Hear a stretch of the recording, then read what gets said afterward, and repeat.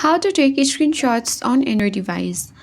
So the first way is simply you can press and hold the power button and volume down button at the same time to take screenshots.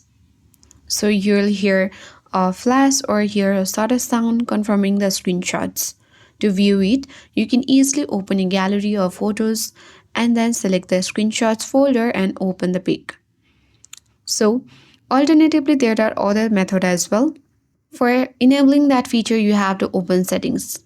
Scroll down and look for additional settings. Now select screenshots. And here you will see different options. So three finger swipe down, three finger touch and hold and press and volume down buttons screenshots are here. So you can turn on the button for each and you can try three finger swipe down screenshots as well. Or to take a partial or scrolling screenshot, you can three finger touch and hold on a particular screen, and here you can easily take any shape and size partial screenshots if you wish to.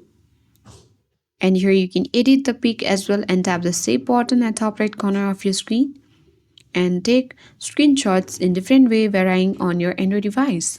I hope this guide was helpful. If it was, then do like, share, comment and don't forget to subscribe. Thank you for watching and I'll see you in the next videos.